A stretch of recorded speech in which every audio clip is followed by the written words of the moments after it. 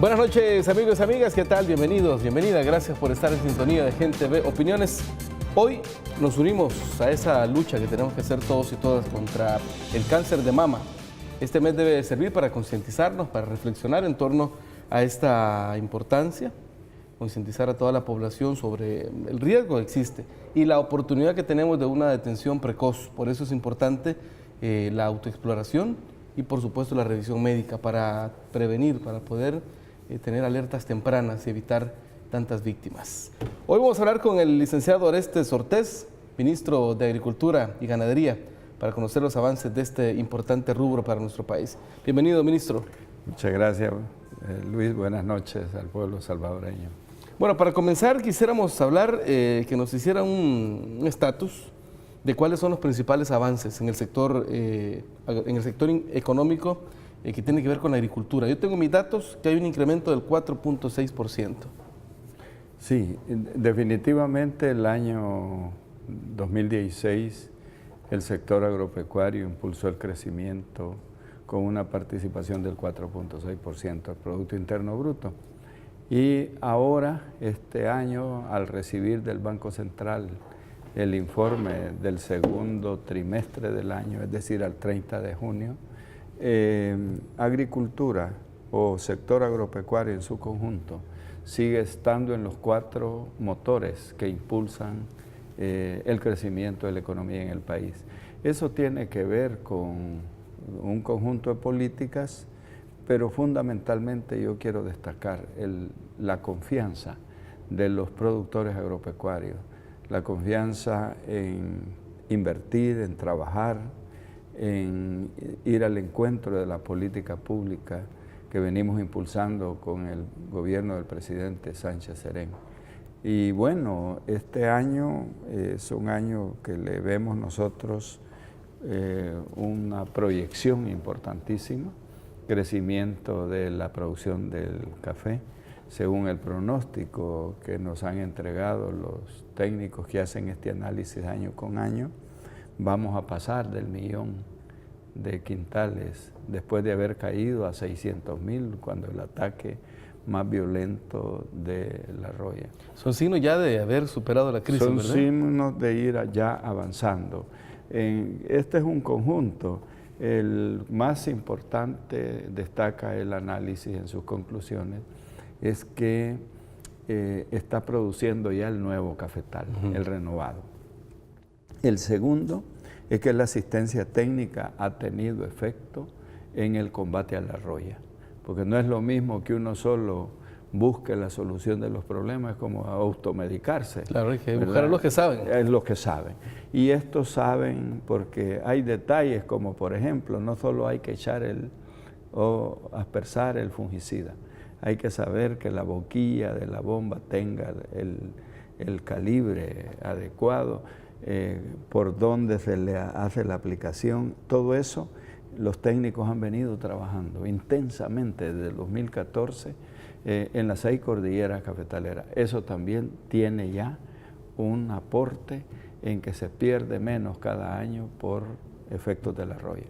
Y un tercer factor que destacan los técnicos es el que gracias al estudio de suelo que se hizo de las 6 cordilleras del territorio nacional que produce café, hemos mejorado la fertilización, el manejo del suelo.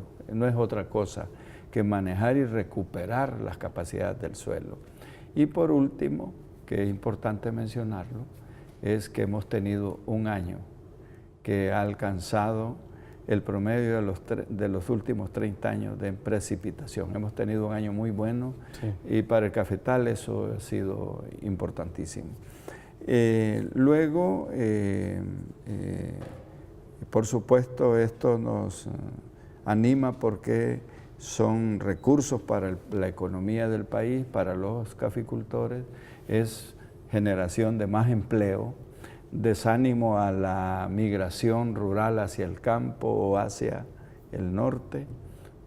De igual manera, nuestras valoraciones es que la caña también va a tener un importante desempeño en la producción. El año pasado fue un año de producción alta, casi los 17 millones, 16.6.7 de quintales de caña de azúcar, y hoy la perspectiva que lleva es igual crecer como el café.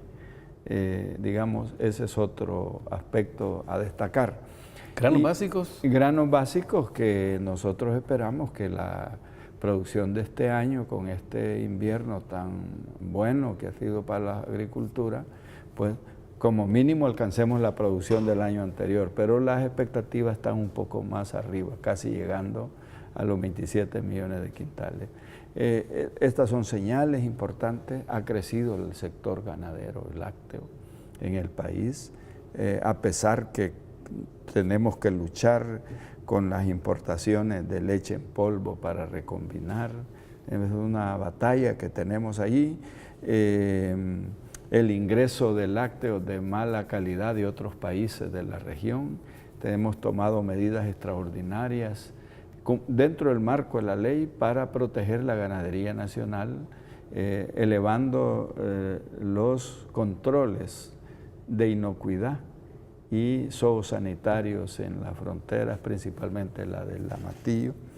El sector apícola, que fue muy golpeado con el Niño, va a tener una recuperación en la producción, porque la flora mielífera, que es la fundamental para la producción, pues ha tenido condiciones de humedad suficiente, y bueno, el control de plagas que seguimos haciendo.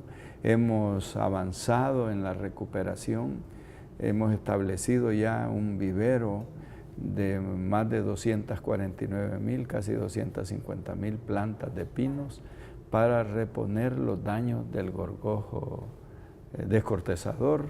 Entonces, en todo esto se expresa un avance y una participación muy alta de la población. Y bueno, la producción de tilapia y de camarón marino en estanques también crece.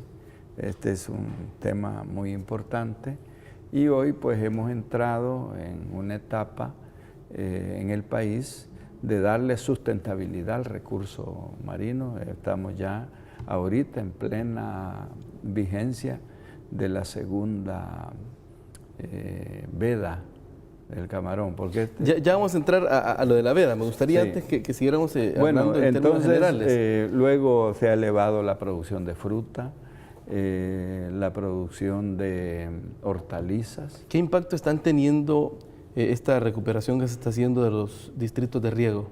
Bueno, los distritos de riego forman parte de la columna vertebral de dos estrategias.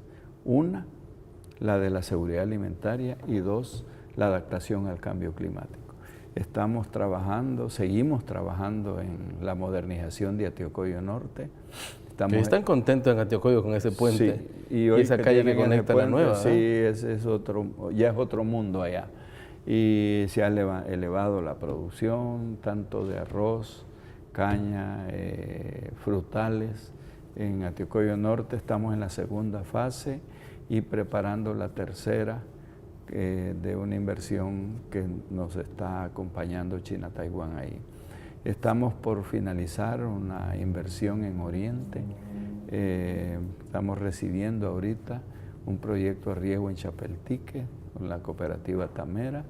Ya terminamos el de Moncagua, en Tongolona, y hemos trabajado en el sur del municipio de San Miguel y en áreas del departamento de La Unión, ya no con estos sistemas de utilización masiva de agua, de grandes masas de agua, sino que con sistemas más adaptados a las características, donde el goteo o la baja aspersión para garantizar el cultivo fundamentalmente de alimentos.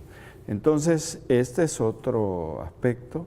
Hemos invertido en conjunto, tenemos, desde que comenzamos a trabajar con el presidente Sánchez Serén, hemos arriba de 24 millones de dólares de inversión en sistemas de riego a nivel de todo el país.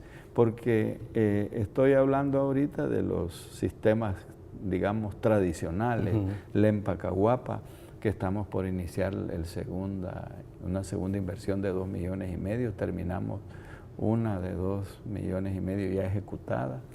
Recientemente anduvo la Corte de Cuentas midiendo los tamaños de obra.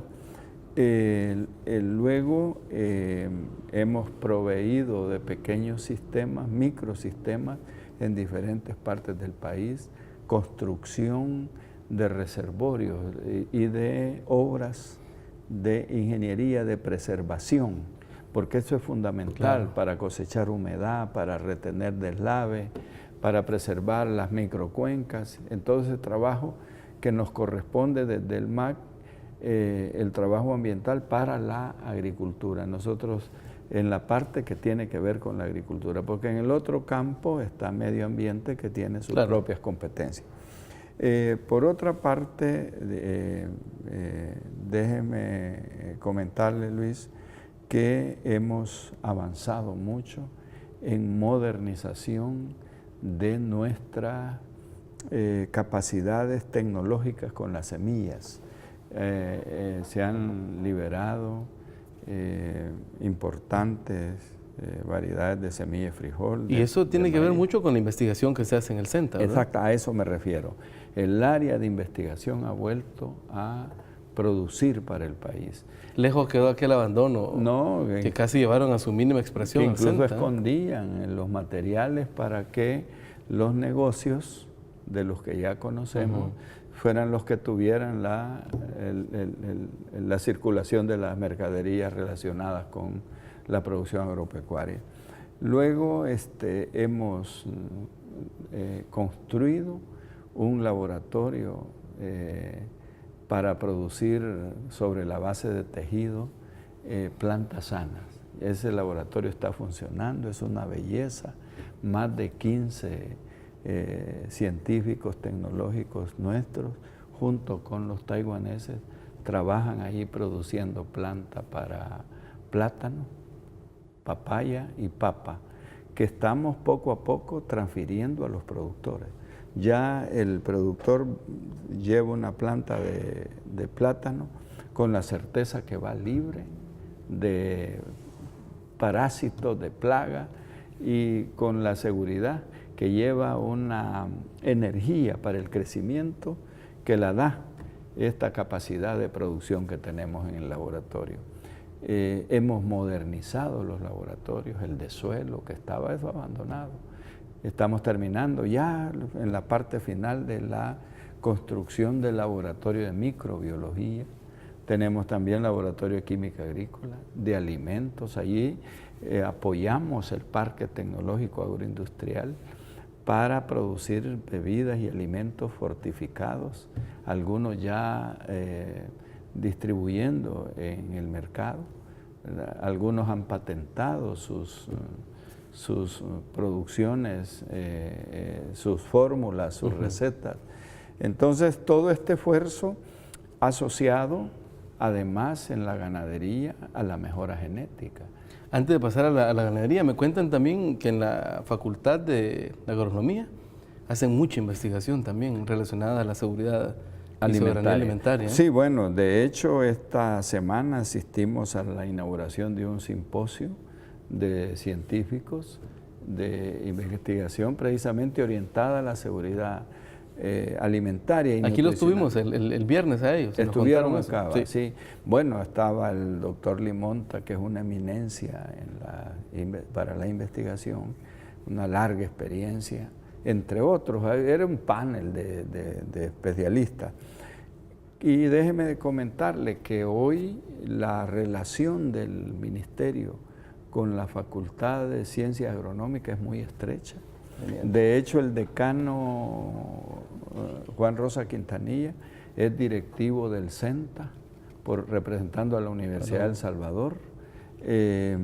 Y estamos por firmar con el señor rector de la universidad, un convenio, renovando un convenio de cooperación, poniéndolo a los tiempos de la época, entre la universidad y el ministerio, porque la universidad no solo produce lo de ciencia agronómica, tiene desarrollo de biología, la Facultad de Ciencias. El Instituto de Mares que tiene. Bueno, el tema del Instituto del Mar, que a futuro debe de ser para nosotros una herramienta formidable en la investigación y en la transferencia de tecnologías.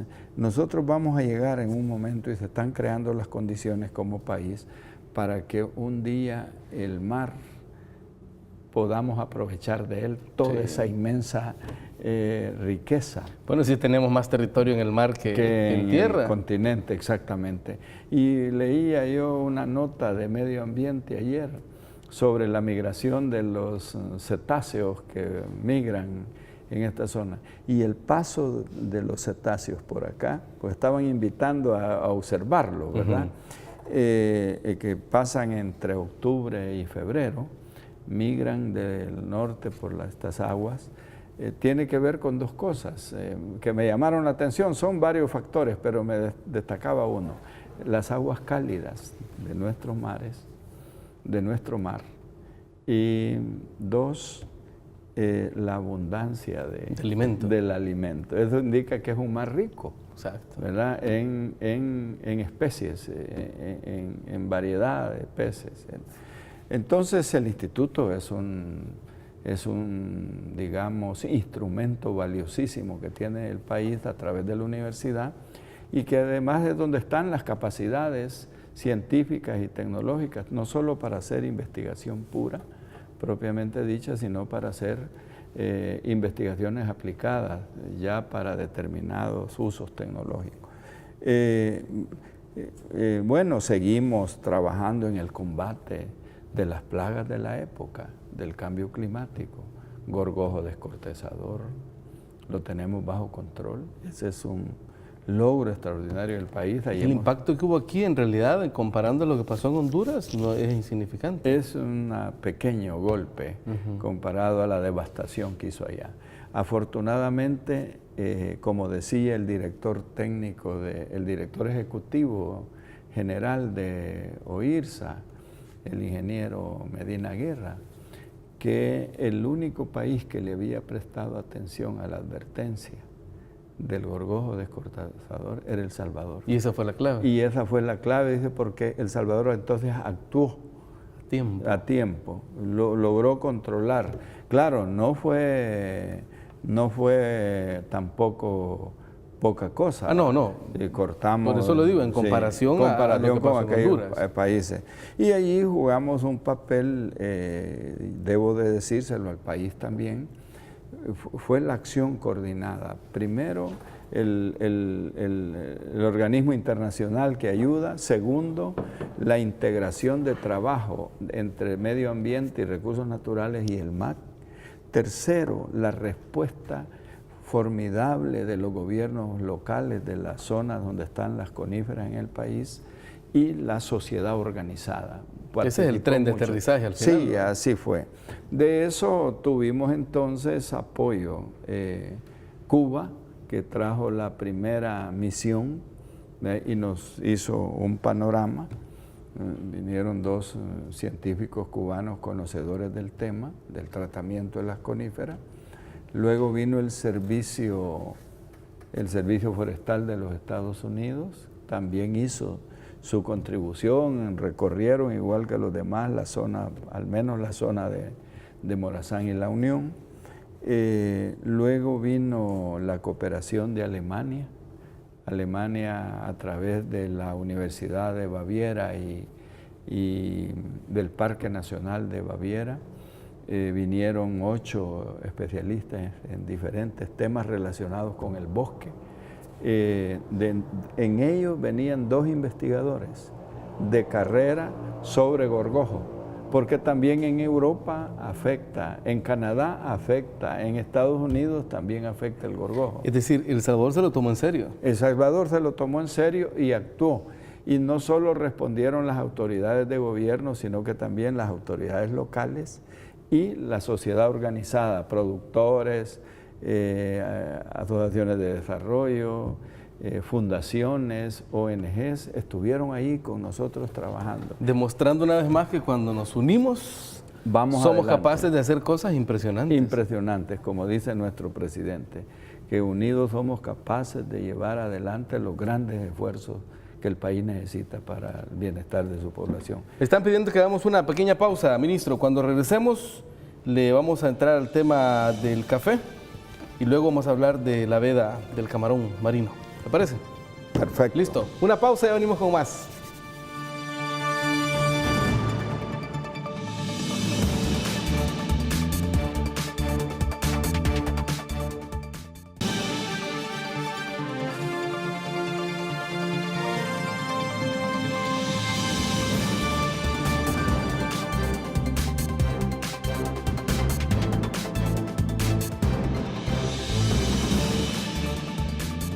Bueno, seguimos conversando con el señor ministro de Agricultura y Ganadería.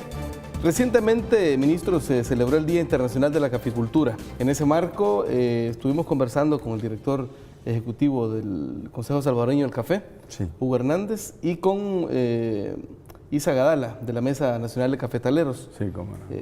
Bueno, el señor Isa Gadala tuvo unas expresiones muy interesantes de que estamos entrando a una nueva era en este tema del café, y que se ve con mucha esperanza este proceso, cómo avanza este proceso de reactivación de la caficultura. Efectivamente, y qué bueno, porque Isa es un productor, no es un empleado público, claro, porque alguien puede decir, el empleado público va a decir lo que le digan que diga. No, es un productor. Además, un productor con vínculos en el mercado internacional. Produce, procesa, exporta. Está en un ranking de productor pequeño. Y qué bueno que diga eso. Yo comparto plenamente ese tema, la opinión, y quiero reforzarla con estos argumentos. Uh-huh. Bueno, ya hemos renovado el 30% del parque cafetalero en el país.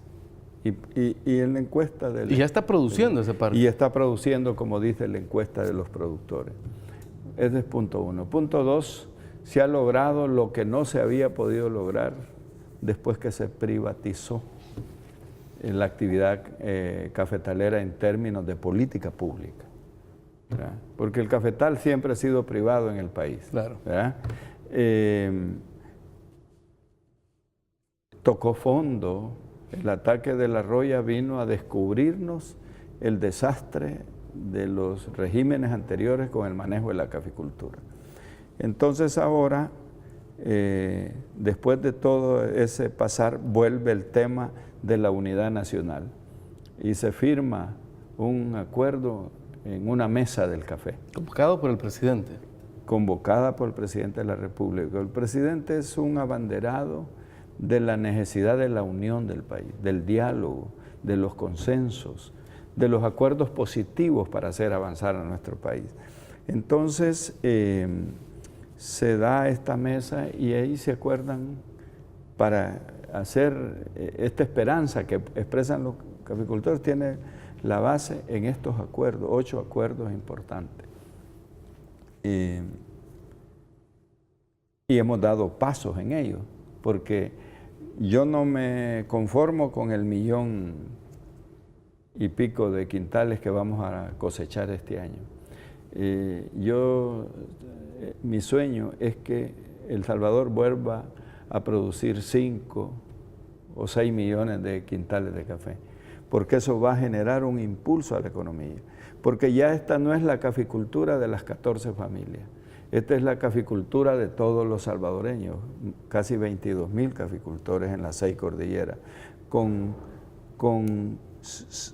4 denominaciones de origen ya, que le dan identidad a cada cordillera y además con una definición estructural, técnica, de qué tipo de tasa tenemos en Cacahuatique, en Alotepec, Metapán, que es la de Chalate, qué tenemos en Apaneca y Lamatepec, que es la primera denominación de origen que el país alcanzó, qué tenemos en la denominación Cordillera del bálsamo. Y se está trabajando en las otras dos, ¿verdad? Y se está trabajando en las otras dos para tener esto completo como parte de la identidad de esta caficultura, no solo en el país, ¿verdad? Porque nosotros venimos de ser un país que ha exportado siempre uno de los mejores cafés del mundo, pero nuestra sociedad solo conocía la bolsita de café listo, no conocía la calidad de este café que produce su tierra, ¿verdad? Bueno, si hoy tenemos el agravante de que producimos buen café, lo compran cadenas internacionales y nos lo vienen a vender aquí más caro. Y lo traen ya reprocesado y a vendérnoslo más caro. Entonces, tenemos las denominaciones de origen que le da identidad, máxime hoy que tenemos un mercado importante en los Estados Unidos. De por sí, Estados Unidos siempre ha sido el primer mercado del café, el segundo es el de Europa y el tercero el de Asia. En Asia destaca Japón, Corea y Taiwán. Y ya en el Medio Oriente ya empiezan los sauditas y los cataríes a consumir café de El Salvador. Qatar es un gran consumidor de café, solo que está empezando a saborear esta calidad de café.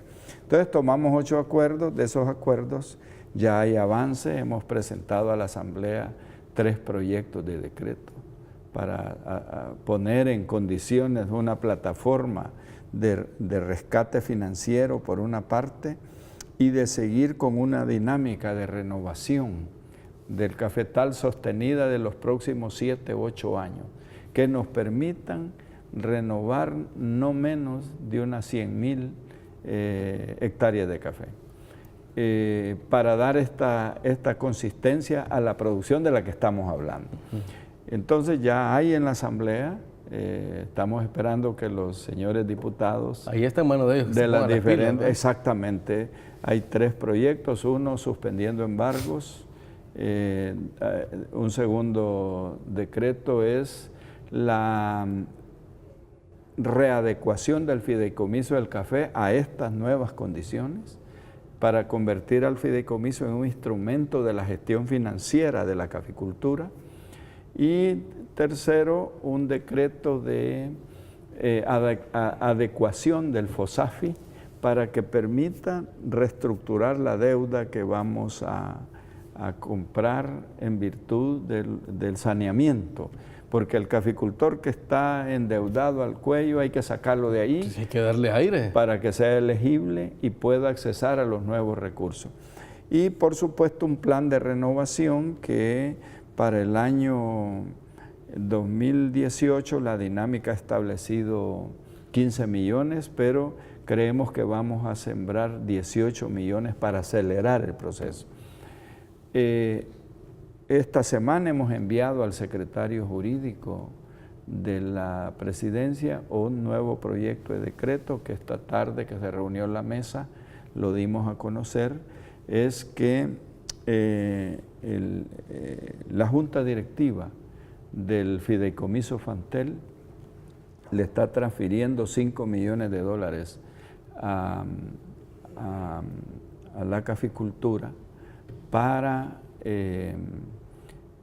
la renovación del próximo año.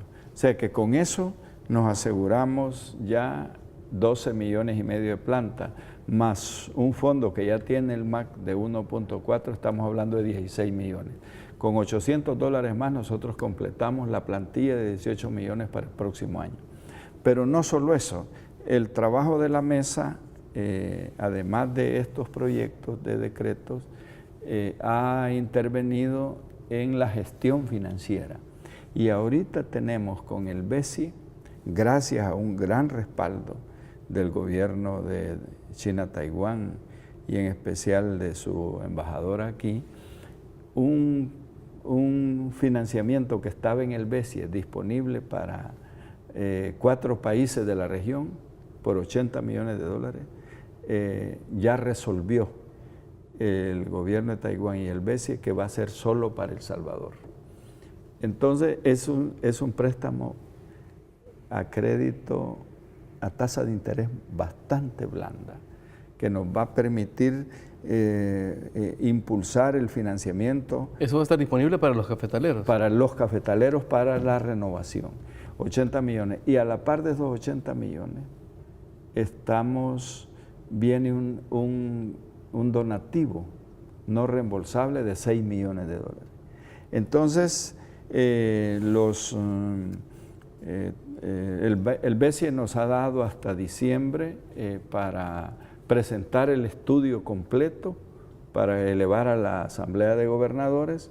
Hoy, esta tarde, en el trabajo que tuvimos en la mesa, acordamos hacer un fast track, es decir, un proceso abreviado para acelerar el estudio y que lo podamos tener antes de la fecha que ha fijado el banco. Y siempre tiene que ir a la Asamblea Legislativa. Tiene que ir a la Asamblea, pero bueno, ahí está el compromiso. Estamos viendo que por la asistencia de los liderazgos de los diferentes grupos parlamentarios, cuando se llevaron estas reformas, debo entender que hay unidad de visión. Nosotros, en mi calidad de ministro, debo de tener siempre el mayor optimismo, pero en el terreno ya más frío, yo he encontrado que al haber firmado los representantes tanto de los dos partidos grandes, claro, y con la anuencia de los partidos pequeños de la Asamblea, mi expectativa, mejor dicho, es que no va a tener contratiempos para los 56. Y ojalá que así sea. Y ojalá, porque por primera vez, bueno, usted, Luis, estuvo en la celebración del Día de la Caficultura, pero también estuvo en la Asamblea cuando se presentaron los decretos.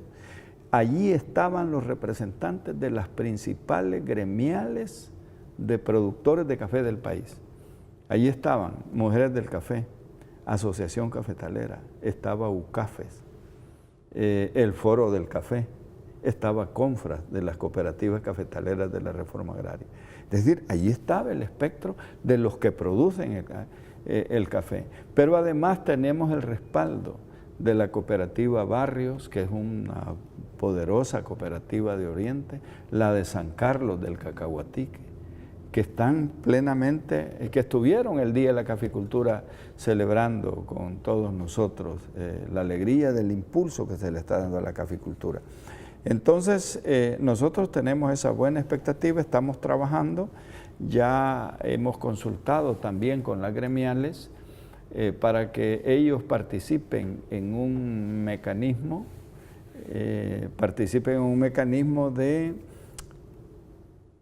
de reglamentar los lineamientos para acceder a los créditos, porque una cosa es tener el dinero de los créditos, pero luego los bancos que van a ejecutar deben de tener unos requerimientos. Estos los trabaja el fideicomiso y el fideicomiso se los traslada a los bancos para que en el marco de lo que es la legislación financiera del país, pero que no dejemos sujeto a la discreción, claro, de un analista de crédito, sino que los lineamientos estén establecidos y avalados por la mesa del café para poderlo impulsar.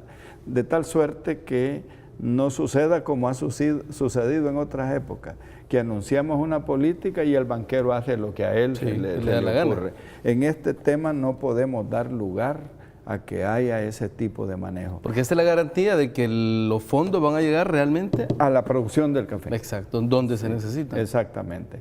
Entonces estamos en todo ese proceso, además de estar atendiendo el resto de los temas de la agricultura y de la producción agropecuaria, dedicando mucho esfuerzo al tema del café en el país. Perfecto, vamos a pasar al tema de la veda del camarón marino.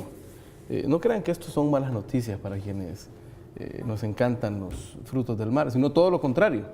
Ahora nos va a explicar el ministro por qué. Tenemos una nota que nos ha preparado Mario Zelaya, que tiene que ver con esto, y luego lo explicamos, ministro. Sí, cómo no. Adelante.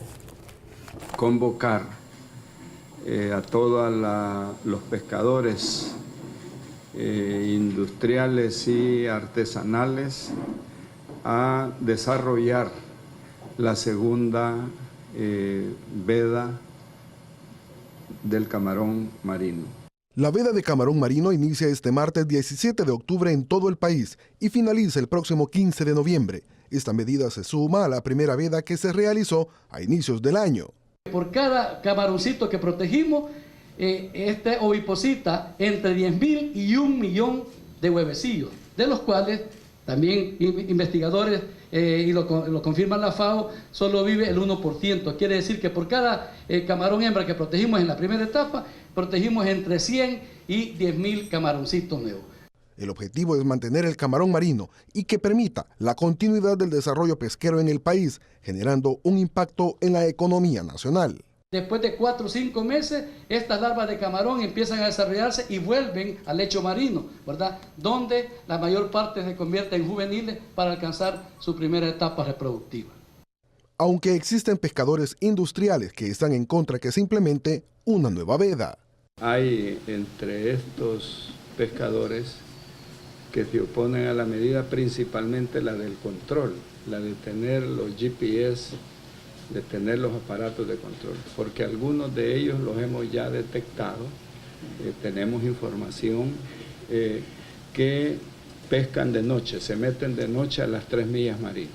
Sendepesca entregará paquetes alimenticios a los pescadores artesanales organizados y aquellos que no cuenten con documento o registro vigente les entregarán únicamente un bono de $50.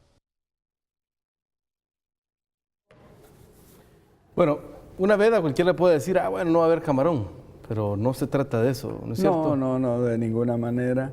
Además, las vedas todavía las estamos haciendo en un proceso conservador, de corta duración, mientras vamos adaptando nuevamente a la cultura de los pescadores de camarones a que es necesario tener en el ciclo anual en la reproducción al menos 2 vedas que garanticen, como decía el especialista ahí, que cuando estamos con las hembras al mayor nivel de gravidez cargadas, ellas puedan lograr llegar al desove y liberar, porque cada una puede portar millones de huevecillos y liberarlo. De esos, por supuesto, se logran en el peor de los casos 500, en el mayor de los casos se pueden lograr hasta el 1.000.000 de esos huevecillos, convertirlos en larvas. Entonces, por eso el mes de abril a junio, julio, es un tiempo propicio para el desove, proteger para el desove. Ya cuando llegamos a octubre, esos camaroncitos están alcanzando lo que le llaman los biólogos el estado de juveniles.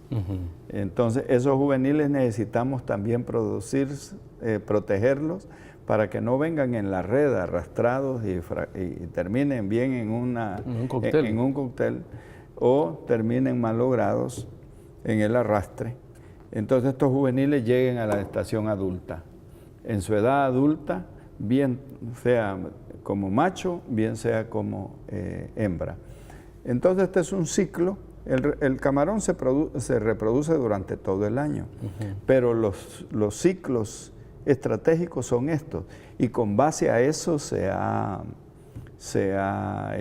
establecido el criterio. El primero fue de 41 días y este solo de 30. Esto garantiza que haya una mejor producción el siguiente año. Exacto. Ya en esta primera veda dio resultados. Hemos pasado, nosotros en arrastre por hectárea estábamos obteniendo un 15% de captura por hectárea.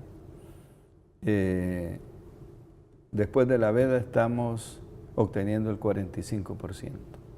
Es decir, que hay un crecimiento ya visible. Esto es muy importante y esto no es una afirmación para la televisión, es la información que los científicos, después de subirse a las embarcaciones, ir al mar a ver los barridos y establecen, esto es lo que hemos encontrado. ¿Y esto mismo aplica para estas cooperativas que tienen estanques?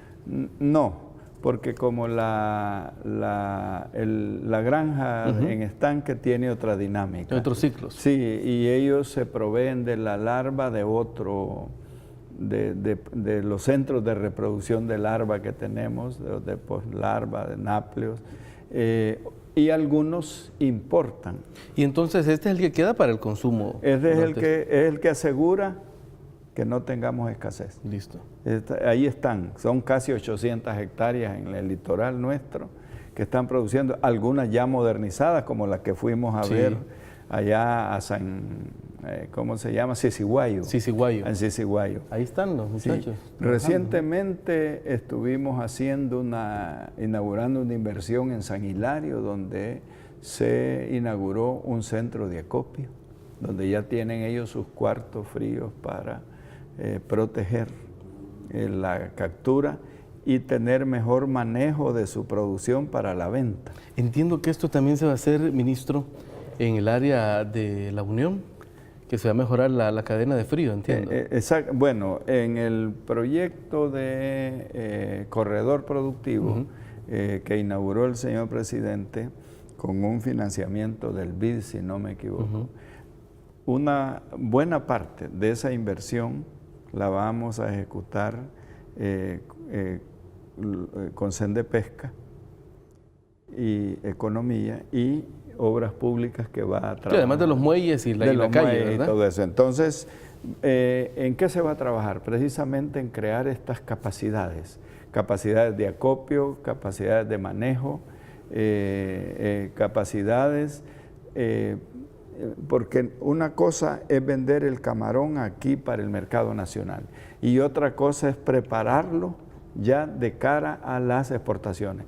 Los camaroneros, una de las demandas que nos han hecho a nosotros, a los dos ministerios, es ayúdennos a crear las condiciones para exportar, porque sabemos que nuestro camarón también es de buen tamaño y puede conquistar nichos importantes de mercado en el comercio internacional. Así es que estamos trabajando en eso, estamos protegiendo 3 especies de camarón blanco, una de camarón rojo, una especie de camarón café y 3 especies de camaroncillo que nosotros le decimos ordinariamente chacalín, ¿verdad? Que es delicioso en arroz o en otro tipo de arreglo. Ya me dio hambre, ministro. Entonces, luego deseo comunicarle al país que muchos pescadores, principalmente del Golfo de Fonseca, me han mandado fotografías de cómo, por ejemplo, había una variedad del camarón blanco que tenían 10 años de no verlo. Y lo hemos recuperado. Esa es buena noticia. Y muy entusiasmado para que ellos se toman el tiempo y mandarnos por WhatsApp. La prueba. Sí, la prueba, ¿verdad? Encantado. Entonces, claro, en esto es importante señalar que como el centro de la producción, el objetivo de la protección es las 3 millas marinas, allí hay un tema de fricción con la pesca industrial. Ya vamos a hablar de eso, ministro, pero tenemos que hacer otra pequeña pausa porque hay importantes mensajes para la ciudadanía. Ya venimos con más.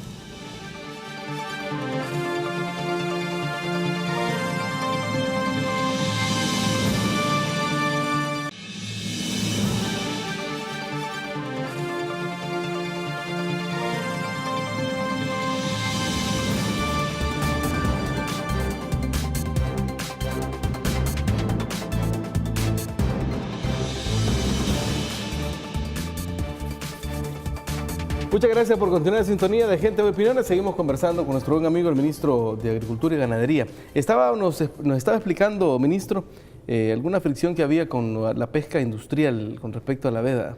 Sí, hay yo diría, una falta de comprensión de que el país necesita sustentabilidad.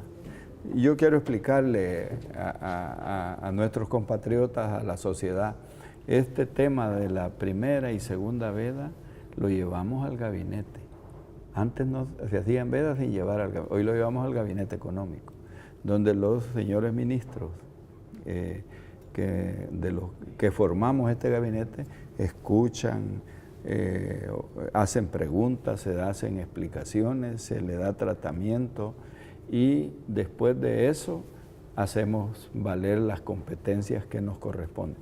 Si no protegemos, viene la crítica de la mayoría de la sociedad, cómo estamos preservando nuestros recursos. Y el camarón resulta que es un producto muy apetecido por la familia salvadoreña, excepto los que son alérgicos al camarón, sí. Pero eso son las excepciones, exactamente. La mayoría gusta mucho del camarón. Segundo, que él genera una dinámica económica muy importante. Según los técnicos, el camarón produce unos 174 millones de dólares al año, así contribuye al Producto Interno Bruto. Entonces, los industriales creo que no han comprendido la dimensión de la sustentabilidad y protección de recursos. No se trata de negar. Además, el camarón y los mares no son propiedad de los pescadores. Son del Estado. Son del Estado y es obligación del Estado. La Constitución así nos lo manda, proteger los recursos. Ahora bien, que algunos dicen que no se ha hablado con ellos, ¿cómo no? Desde la primera veda se hizo los anuncios. Además no es el primer año que se hace. No, sí hubo en una época que ya estábamos arrasando con el recurso, se hizo veda durante mucho tiempo, pero ya teníamos casi 10 años. Y los resultados es que cada vez en las labores de captura había menos y más pequeños. Hoy lo que buscamos es recuperar esa capacidad para bien de los mismos pescadores. Claro. Entonces, claro, ellos les presenta un desafío de hacer su análisis de entorno y su análisis de negocio de sus empresas pesqueras, de que en el año tienen que disponer de un tiempo para permitir la reproducción adecuada y seguir teniendo pesca.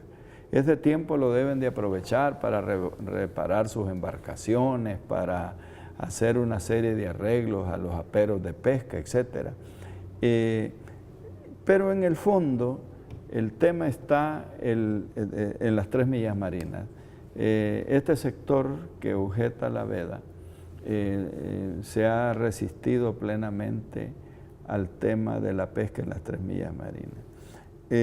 Y nosotros somos de la siguiente opinión: las 3 millas marinas tienen un fundamento científico y tecnológico de por qué se debe preservar esa área. Además, nosotros tenemos un poco más de 50 naves en pesca industrial, pero tenemos 29,000 pescadores artesanales y no podemos tampoco jugar con el sustento de esta familia. Entonces, y además sobre las 3 millas marinas no solo hubo una reforma en la Asamblea Legislativa aprobando y restringiendo la pesca en esta zona. O sea, hay un fundamento legal. Hay un fundamento legal, pero si eso fuera poco, este mismo sector llevó a la Corte Suprema de Justicia el pedido de revisar la constitucionalidad de esta disposición.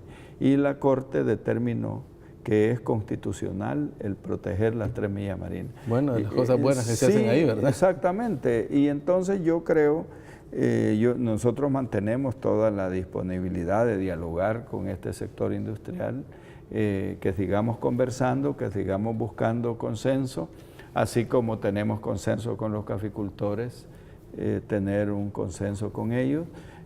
Como ustedes pudieron ver en la presentación de la nota, allí están conmigo los representantes de las principales federaciones de pescadores del país, del Golfo, de la zona de la Herradura, de la zona de la Libertad, junto conmigo apoyando, además de las instituciones, porque este es un esfuerzo que no solo lo hace el MAC, sino que participa la Fuerza Naval, es decir, la Fuerza Armada está presente con la Fuerza Naval, que es el instrumento principal de patrullaje y de vigilancia de la vigencia, la Policía Nacional Civil, que es el otro brazo de la operación. Para que se ejecute. Para que se respete y se ejecute.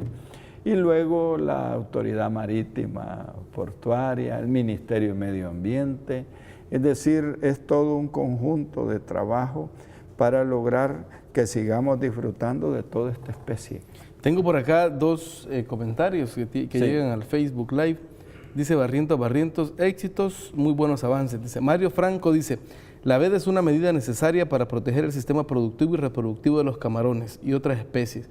Posiblemente algunos no entienden esta medida. Es el respeto a la naturaleza. Plenamente de acuerdo con ellos, y eso es lo que nos mueve, cumplir nuestros deberes constitucionales. Claro. Pues el hecho que estuviera el mar como el potrero de Don Pillo, que cualquiera entraba y salía, esos son otros tiempos.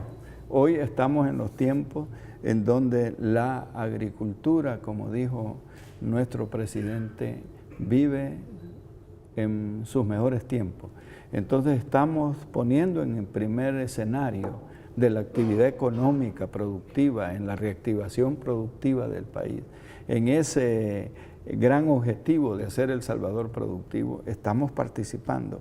Y la preservación de los recursos, de los bosques, del agua, porque todo esto son temas que si no... Todo está amarrado. Está amarrado y la sustentabilidad del país depende de que actuemos ahora. Y de que por fin el país salga de aquel oscuro episodio en el que nos tuvieron algunos gobiernos atrás y poder producir lo que comemos. Exactamente. Estos son nuestros compromisos en el Plan Quinquenal de Desarrollo, el Plan Institucional del MAC, y recuerdo perfectamente cuando hicimos la consulta del programa de gobierno El Salvador Adelante. La gran demanda a más de 200,000 salvadoreños que consultamos, dentro de otras cosas, la gran demanda era la reactivación de la agricultura. Y estamos trabajando en ello. Ya se ha terminado ya el estudio para la creación de la Escuela Nacional de Agricultura en el oriente del país, que la idea es que podamos trabajar el desarrollo de ese proyecto en el CEDAF Morazán, un centro de desarrollo que tenemos allá, en el cual se han invertido muchos recursos y estamos ya obteniendo resultados. Perfecto, ministro, qué bueno conversar con usted. Gracias por traernos todas estas noticias. Gracias a usted, Luis, y gracias a Gente B. Saludos y buenas noches. Perfecto, a ustedes, amigos y amigas, les invito a que se queden con Gente B porque hay más para todos y para todas. Pasen buenas noches.